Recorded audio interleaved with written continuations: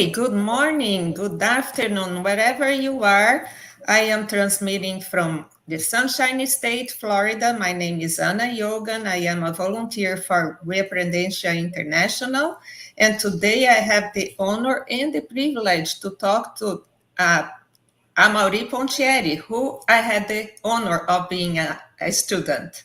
So, Reaprendência is an institution dedicated to re-educational and personal evolution, including but not limited to self-research, parapsychism, and bioenergies. Amaury Pontieri has a degree in journalism and a postgraduate degree in business management. He is an education entrepreneur and one of the founders of the Bertoni School Network in Iguaçu Falls. Currently, he volunteers, teaches, and coordinates the School of Communicology of the International Association of Conscientiological Communication, Communicons. So without further ado, please, Amaury, let us know how we can make time work for us or instead of against us. Hello, Anna. Nice to speak with you. It's an honor for me. It's an honor, and I am very pleasure to talk with you guys today of Rea Prudentia and all our volunteers and people all over the world.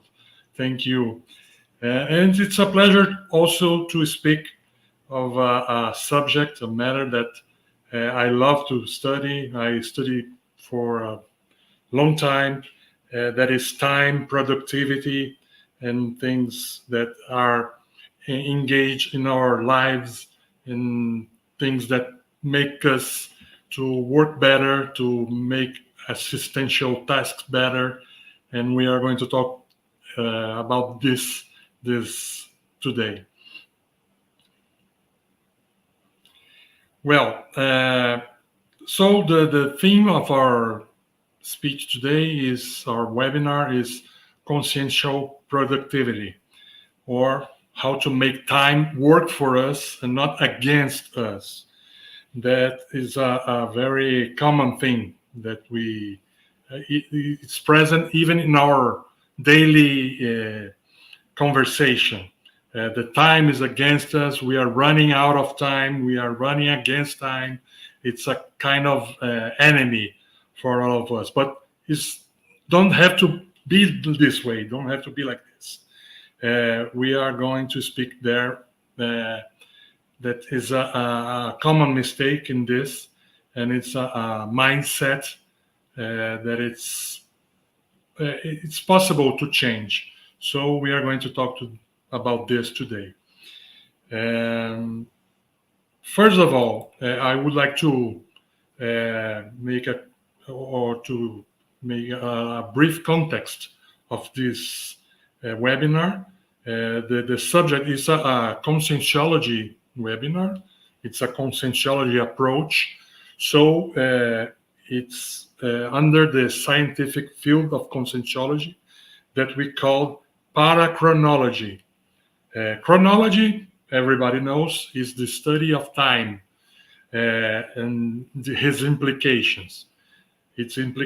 And parachronology in the field of conscientiology is when you study time not only in our dimension, in our daily dimension, our physical or intraphysical dimension, but also considering the multiple dimensions of existence.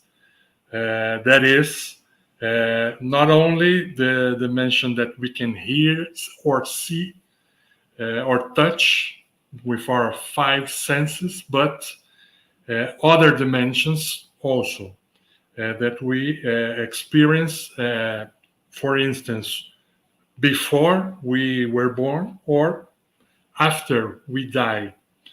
This period of existence that we call biological period of existence or intraphysical period of existence is only one of periods of our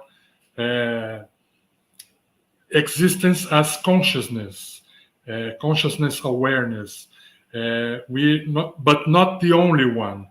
That is one thing that conscientiology studies: our multiple lives, our multiple uh, experiments or existence, not only in this dimension but in other dimensions. And this, when you took the or when you take the period that uh, add not only this period, biological period, but also também the period when you are in other dimensions, you call this study holorhizomatics. Holo as the whole, the the set of rhizomatics that births is something like that. So we are talking today about a parachronology study or research. Okay.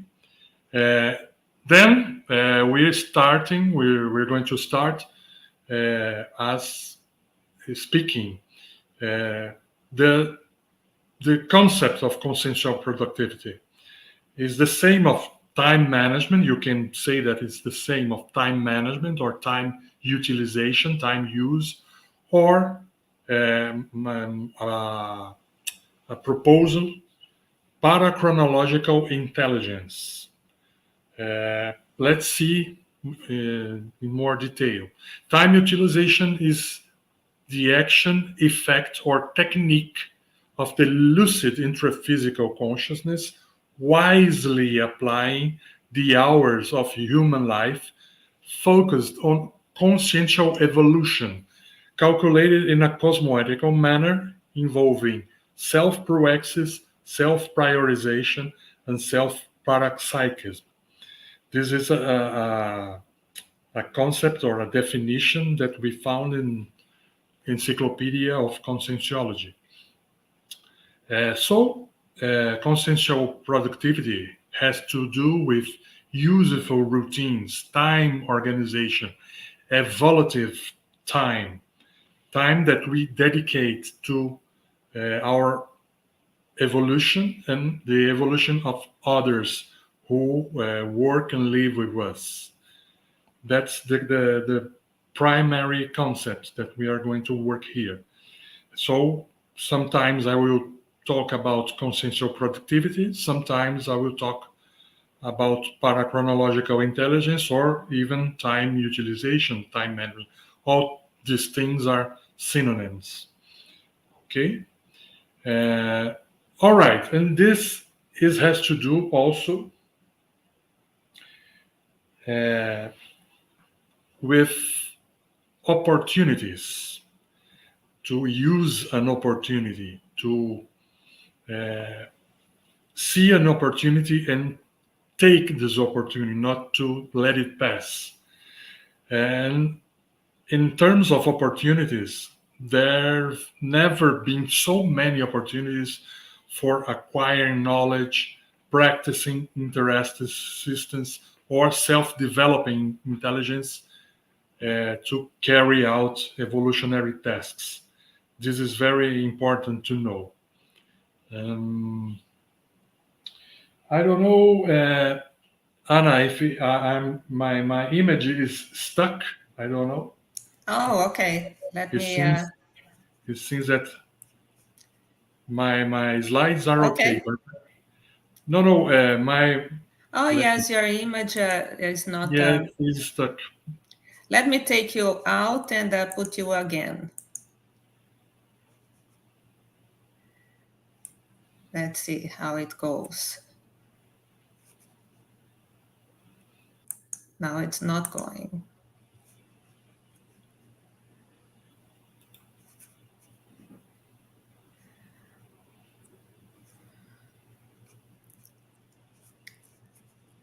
It's strange. Now we can't see anything, but it's Let's okay. see. Maybe we can change the format here.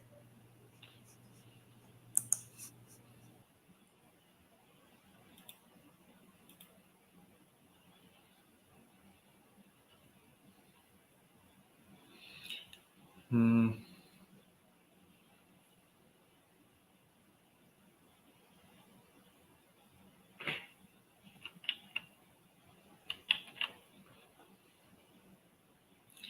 it's okay. Let's go. Let's move forward. And okay. Oh, here we are. Very good. Let's see. Okay. So I was talking about opportunities, and I was saying that there have never been so many opportunities for acquiring knowledge or self developing multiple intelligences or carrying out evolutionary tasks. Uh, Indeed, we have many online free courses about virtually everything. You can be a gastronomical chef, for instance, to learn and make any food you like, any kind of uh, culinary, or you can make any uh, online language courses, or you can learn. You could learn a new language. Virtually, you can today you can learn everything through the internet, and there and at low cost or no cost at all. You can develop your intelligence, all kind of intelligence. As we see in this slide, uh, even make some physical exercises. There's a guy over there making exercises in front of a tablet or a notebook. And this is possible today. So, and make inter-resistance. For instance, uh, you can talk with psychologists, even with medical doctors. You can take care of your health through the internet also. Of course, there are some things that cannot be substituted by presential activities, of course. But for learning issues, for developing issues, you can today make many things in your own home. That's it's very important, and that's a technological uh, conquest, a technological achievement. Anna, we have people are free to once we are online and Yes, we have within a live activity, questions. people are free And to I ask come questions. to make a point that, like you said, we have so many opportunities and so much information kind of being offered online that we need some type of prioritization to kind of choose what is really important and what is not. Whenever I thought about time management, I learned a little bit of it with that guy, Stephen Covey, that I used to say, oh, just make a map. Yes, one Set of it the technique, before. the urgence importance matrix technique. We are going to talk about Yes, this in a few yes. minutes. Yes, yes. Stephen Covey's is a classic of time management. Hmm. And what people want to know is that some people consider that our civilization is getting worse uh, through the human history because we never had so many diseases, violence, wars. What do you think about it? Okay, I do not agree with this. I think, Hmm. of course, there are many wars and many disease because there are too many people. Okay, that Hmm. we don't have in our history uh, as many people as we have today. But certainly, we are going uh, to surpass this. This is a kind of crisis that we are going through, and we are we have to consider that things are evolving for better. So in the past, we don't have, for instance, means to treat the diseases. Now we have too So many many. possibilities, right? Yes, I think your your next slide might have something to do with it, right? antibiotics technology and medical technology. Uh, in few years ago, 100 years ago, we have an infection and we could die because we don't have antibiotics. So today we have many means to treat this. And of course, we have some consciential issues. We have so many biotechnology and medicine technology, but we don't distribute this equally. But that is another question. Right. We have the means. For instance, food also. We break records after records of food production through the food technology, the agricultural and industrial technology. So we have the means, but now we live in a crisis because we have to. Right. There is still a lot of inequality in the world, no doubt about it. Exactly. So, but for instance, you see a graphic of our life expectancy. For instance, at birth, you see that in the year 800s, for instance, the world life expectancy, it was 31 years in the beginning of the 19th century. And nowadays, 120 years uh, after that, we have more than the double of the life expectancy, 73 years last year. So this is important. We are living more, and not only quantity. We are living better also with quality, as I was saying. We have basic education. We have more food. We have abundance of resources. Uh, we have technology that help us to live better. So we are living more and we are living better. That's a fact.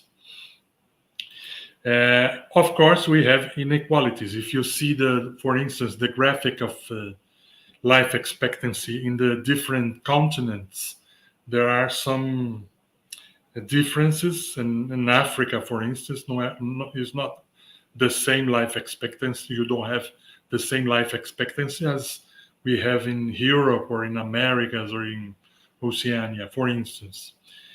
So we have work to do. We have tasks to do. But as a matter of fact, we are living, and so what we are living more and better. So what we are doing with this time that we have, uh, it is something that is productive. We are living to make good things, evolutive things, or we are living more and not make the appropriate use of this time that we have now. That's a thing that we have to think. So consciential productivity, we can make the approach of consciential productivity as a meta intelligence. What is it? For instance, you can say parachronological intelligence is a meta intelligence. That is an intelligence capable of developing other intelligences. Uh, Therefore, it's an important task for the individual the conscience to make better use conscience as intraphysical consciousness, our consciousness in the biological period of his experiences. It's an important task for us make better use of the available time, uh, improving self-productivity while acting with greater maturity. That's an important task. And we have some keywords here: maturity, self-productivity, uh, available time, all things that we have to think more, to think about it. I pick up an example that's a very interesting story, and then and it's a good thing for all of us to see and to think about our productivity. We have here in this slide a photograph that it was a very disseminate all over the world. That is a young boy, a 9-year-old Philippine boy, studying, make some domestic task, domestic lessons. That boy is Daniel Cabrera. At the time, in 2015, he was 9 years old. And we can see that he is on the street uh, in the parking lot of McDonald's studying because at this house at that time they don't have their family don't have light, night light. He used to live in a in a place that his mother was working, and at that night they a commercial place. So at that night they shut off all lights. So this boy uh, used to go to the parking lot of McDonald's and make use of the lights of that establishment that uh, he was there for all night long. And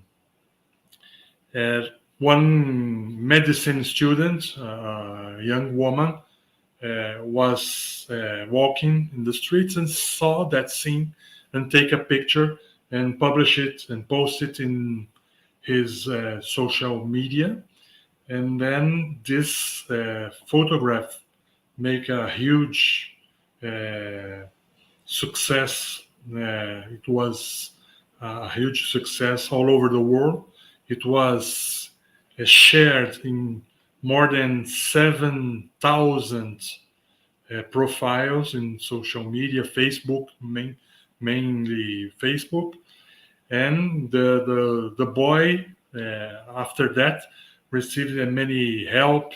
He received some money, received a chair and a table to study. It was help not only for him but for his family also. And we saw 4 years later his diploma of graduation in the elementary school and the graduation party that was made inside that same McDonald's branch. So that is interesting. He used it to be out of McDonald's, and at his graduation party, McDonald's made a graduation party, and the Philippine uh, branch of McDonald's help him through this his foundation. But it's not important what happened then, uh, but the value for this boy of the study. The study is a value for this boy. Uh, Even so that he make use of the street light to study. That's a thing for our reflection. That's a thing that we have to think about it, because that's a very strong example of a prioritization of the intelligent use of our time, or even the productivity, consciential productivity. Uh, because he's changing his life and he's changing the life of all family doing that. Um, any questions, Anna? Okay, we have a question here. How to deal with the dispersiveness of the social media uh, era? I mean, like, Yes, yeah, it's a lot of a question of prioritization, as you already said, right? yes. Dispersiveness is a very important thing nowadays in the social media era, in the internet era, because we have so many, too much information, so many things to see and to consider, and we don't know how to deal with this big or this huge amount of information that reach us. So we have to use my hint, we have to use techniques, we have to learn how to deal with that, and that involves planning, that involves knowing what is important to me, and making the separation, or making the difference of what is important to me and what is not important to me. And there are techniques to do that, and we will talk about this in a few minutes when we Perfect. are talking about attention management, not just time management, but attention management also. Okay, Okay. perfect. Thank you. Uh, Time and self research, or time and self knowledgement. We have a quote from the German sociologist Norbert Elias that I think is very rich in this idea. When we examine the problems related to time, we learn about men and about ourselves. Many things that we did not discern clearly before. So this is important, and that's a message that I would like to address to all of you. Uh, Studying time is a very useful tool to study ourselves. That is the quote of Norbert Elias, and I agree strongly with it. It's very important to know that studying time is studying about yourself, is studying about myself, is studying about men and women, like he said. It's very interesting, this concept, and we are going to prove this to you. For instance, during the 2020 pandemics of COVID 19, many people found themselves in lockdown situations, in remote work. Uh, so they are forced to reflect on their use of the time. Many people even go to some kind of mental disorder to when he was forced uh, to live and to uh, study about himself, to live and to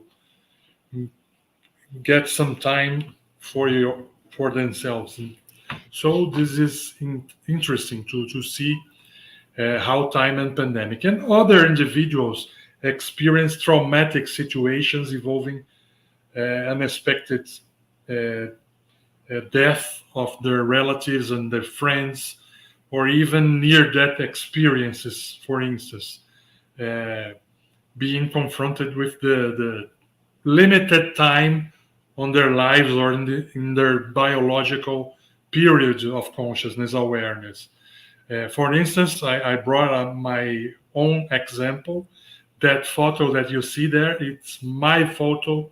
I lost 8 days of my life being in an induced coma in a hospital, because I took COVID and I almost died, and then but it was 8 days lost. But after that, the reflections and the changes that made in my self image, in my self experience, in my self development, it was very, very useful. I learned for the first, it was the worst crisis of my life. This photo is a very strong photo for me because it represents the worst crisis, the worst situation that I lived in my life.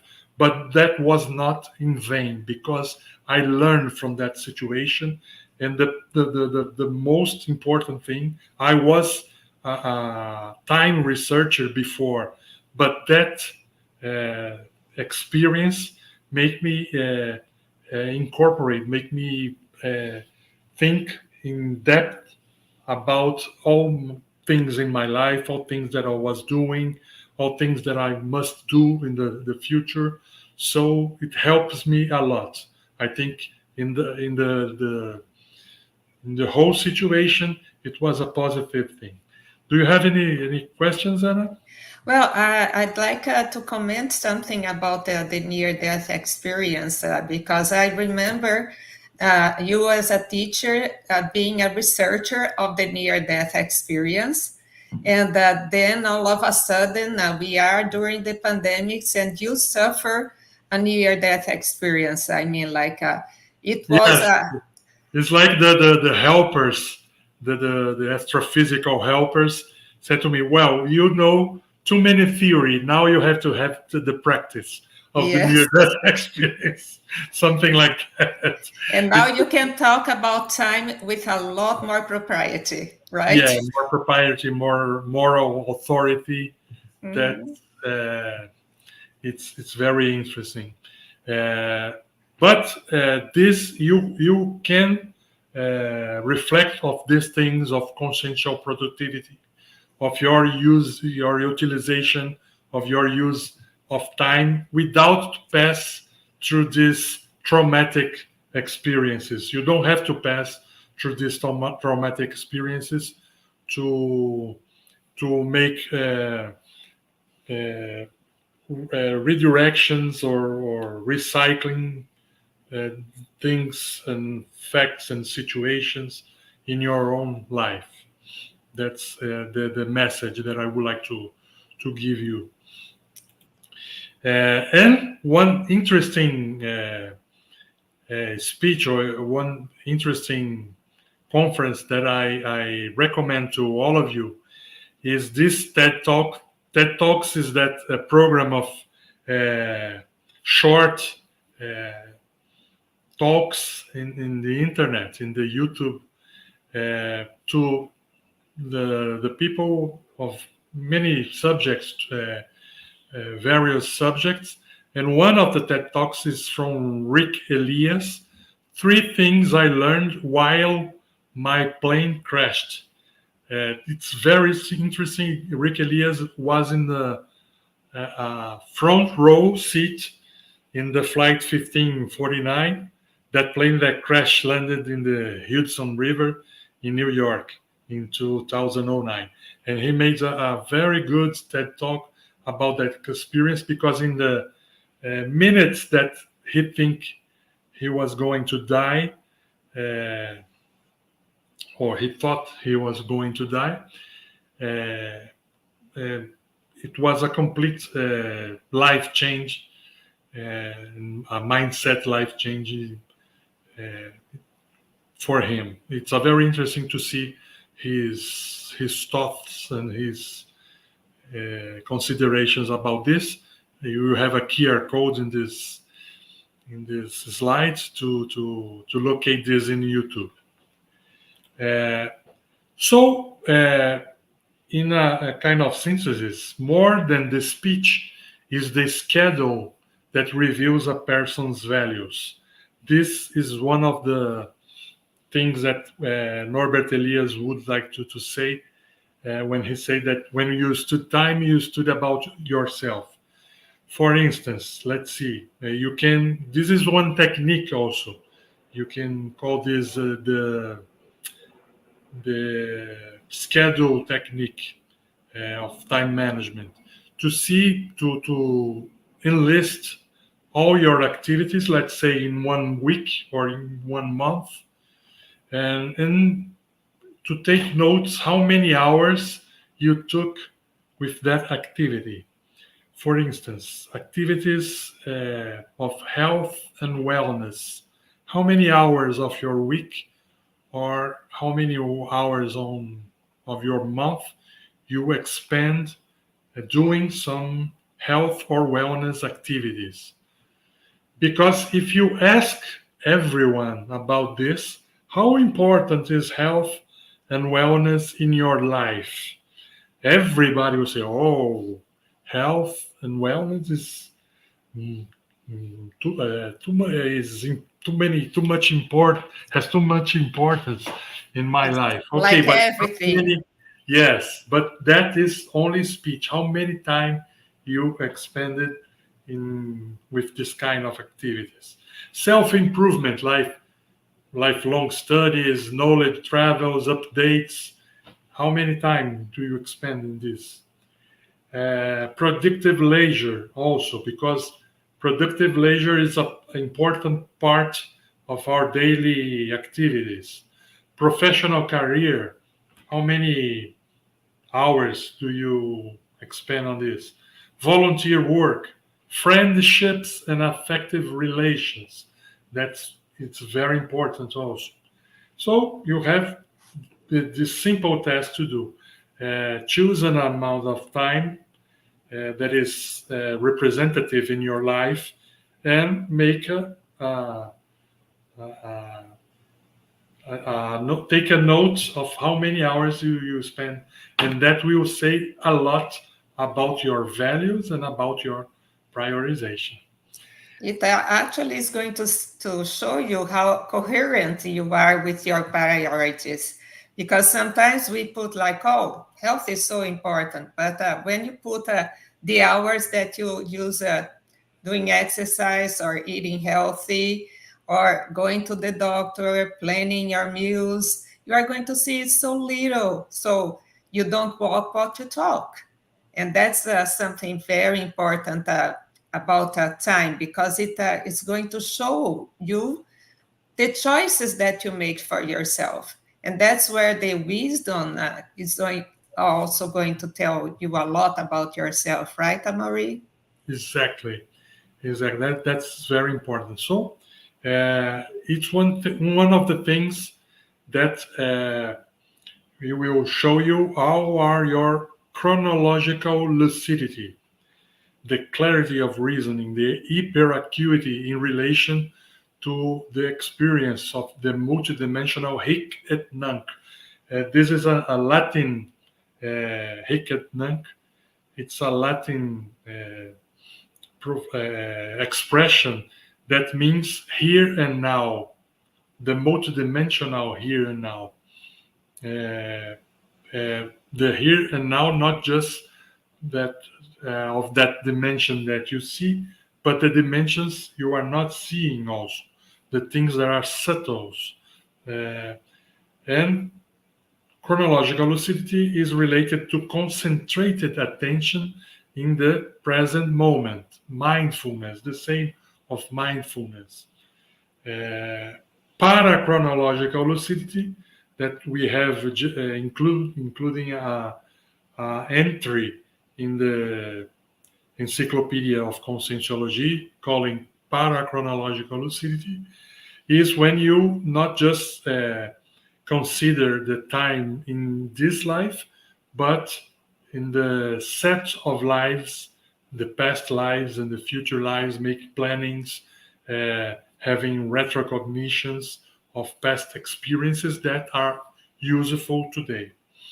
So you consider the biological periods of our consciousness, but the inter uh, intermissive periods between one life and another also when you are in the extra physical dimension or extra physical dimensions. I have a question for all of you that are seeing this video or attending this webinar. Time is passing faster today than in your childhood. That is one thing interesting to think, because this divides the objective time and the subjective time. Uh, Time is passing faster today than in your childhood. For instance, Anna, what do you think about this? Or if you want, I think that time is passing really fast. And by the way, I have two really interesting questions that the public sent to us. So let's see if we can maybe answer at least one of them. We have here Fred Ganen from Iguazu, which is asking that after the pandemic, we lived under a threat of war. So how can parapsychism help you to deal with this time of uncertainty? I think it was a time that everybody had to face the mortality and our finitude. So, how do you think about this relating to time? thank you to my friend Fred Ganning for this question.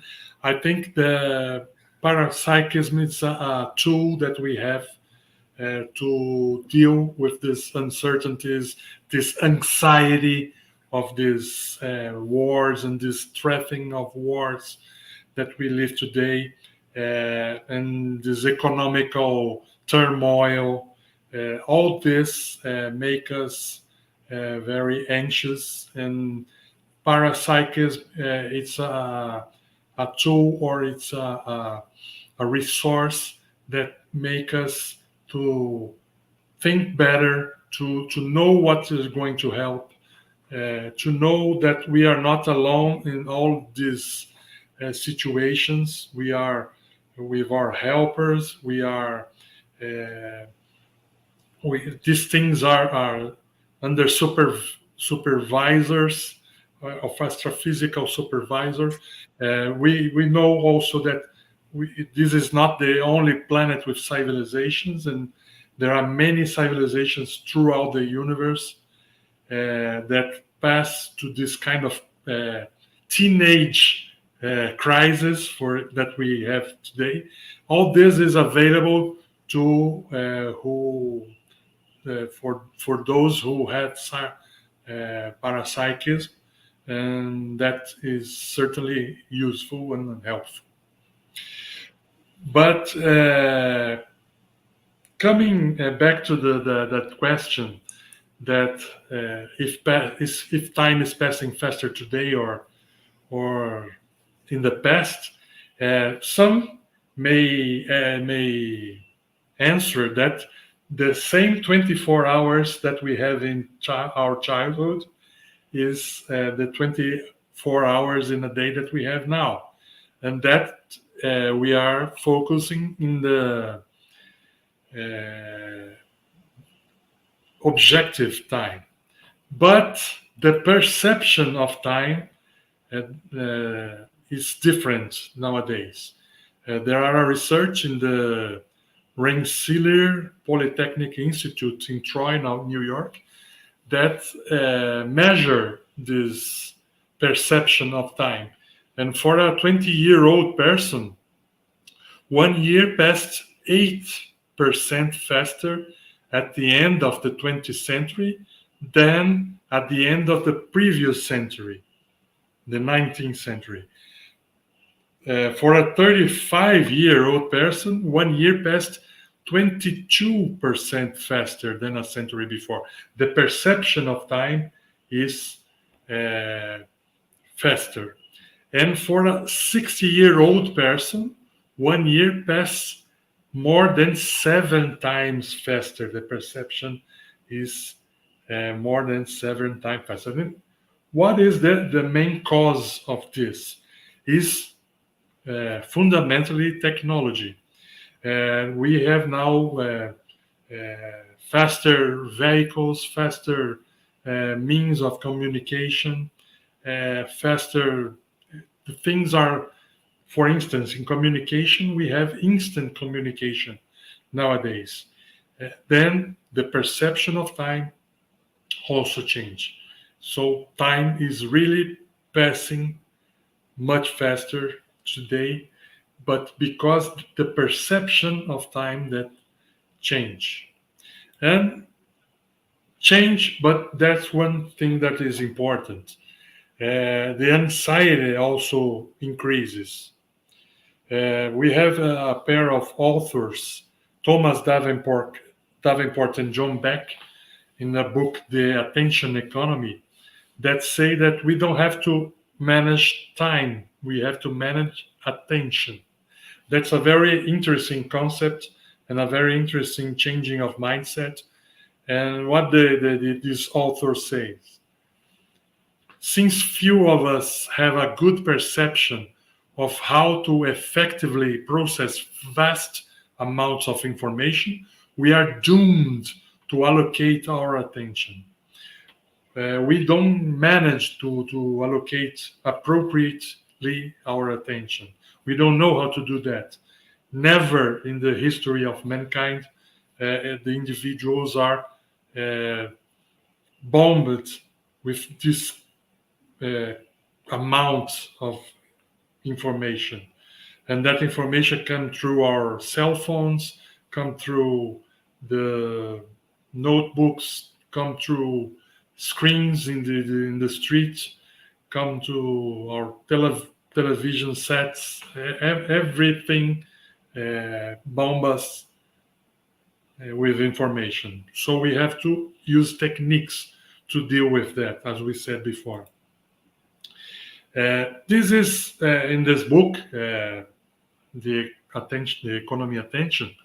Uh, we have this concept that we have at least different types of attention: attractive attention, aversive attention, captive attention, voluntary attention, front of front of mind attention, back of mind attention. And what is that?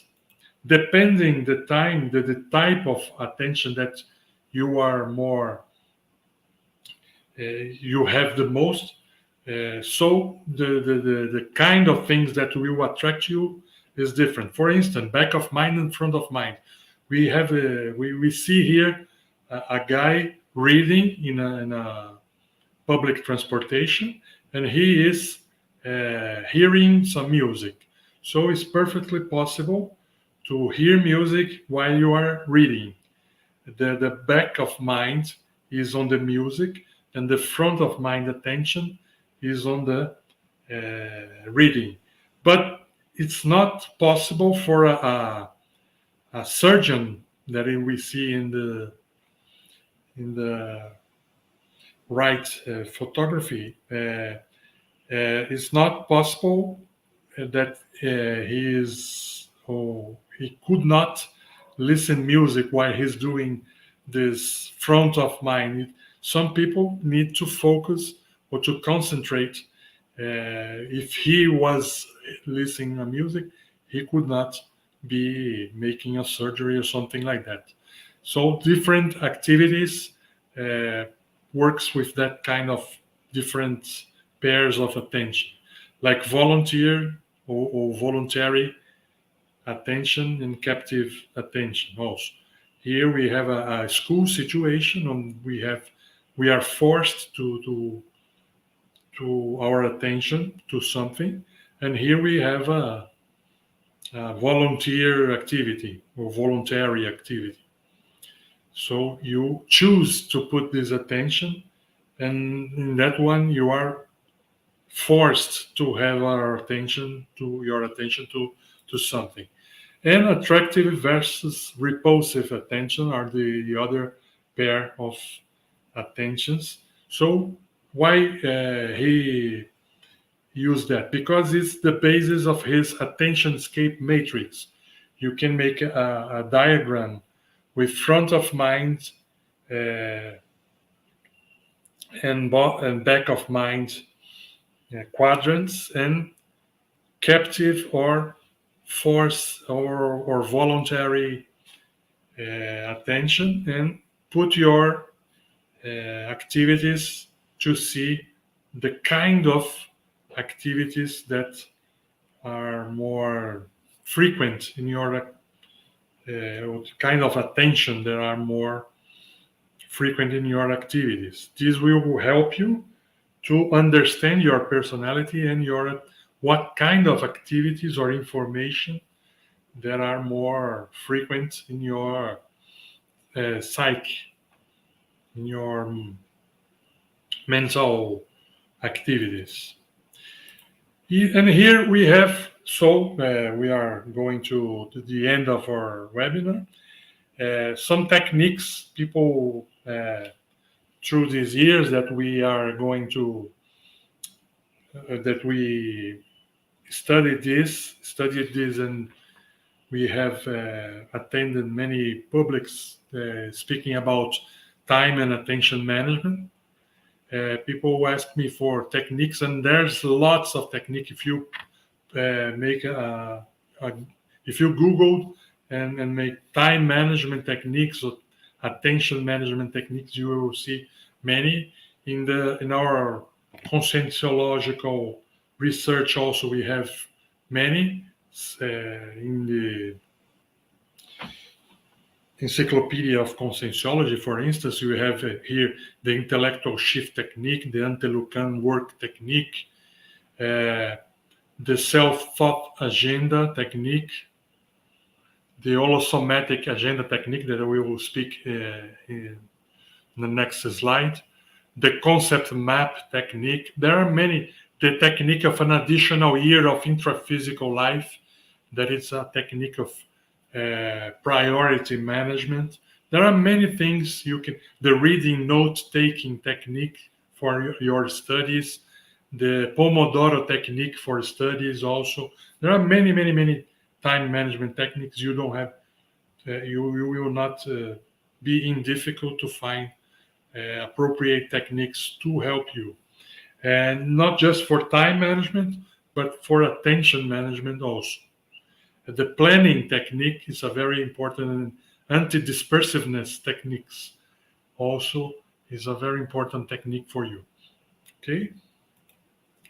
Holosomatic schedule technique. What is this? We have many bodies of manifestation. We have our soma, that is our physical body, this physical body, biological body. The energosoma, that is the bioenergetic soma, the bioenergetic body that also make the set that is in your manifestation. The psychosoma, that is the emotional body, and the mental soma, that is our thought or our mental body. And according to the activity that you are engaged, you are making the use of a priority of this one of the or another of these bodies. For instance, the bath is mainly you are using soma and energosoma, not not the psychosoma and the mental soma are not allocated in that activity. But reading, for instance, is the opposite. The psychosoma and the mental soma you are using, but the soma is quiet in a seat or in the bed, and the neurosoma also you don't have it to put them too many life energy or consciential energy in that activity. Teaching, you have the priority of the energosoma, the psychosoma, and the mental soma, not just the soma, the physical body, so that you can make this teaching activities at distance or in a remote situation. You do a table like that, and you can see the balance of your activities. If you are prioritizing one of the bodies or the others, and you see that in a visual way, you can change your activities to make a balance, to pursue a balance in your activities. Consciousness and time, according to the conscientiology, time is an evolutionary, valuable, and useful unity of measure for the lucid consciousness. This quote is in the Existential Program Manual and is a very good synthesis of what we are talking here today. The time is a useful unity, evolutionary unity, very valuable.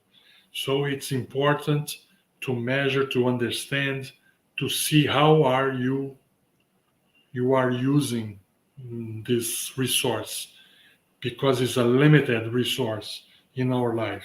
In this life, it's a very limited resource.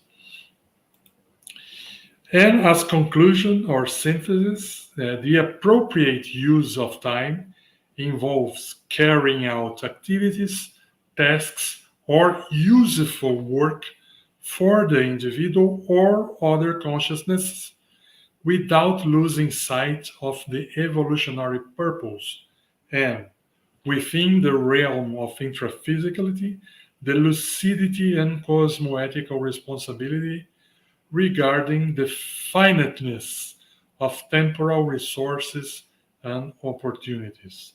We don't have all time in the world. We have a limited time resource to make everything that we propose, we ourselves propose to do before we were born in this actual or in this uh, real period, biological period of consciousness. And a final remind: opportunities don't happen; you create them. That's and in a very proactive way.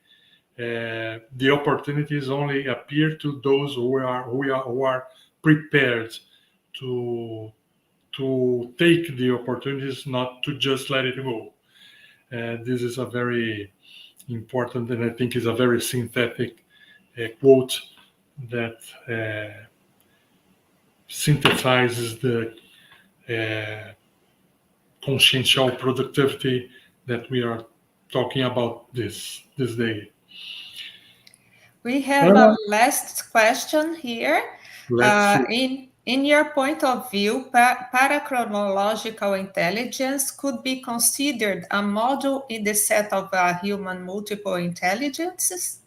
Yes, exactly, and it's a let's say a very important intelligence, meta intelligence, as we said, Mm-hmm. because it's an intelligence that develop other intelligence.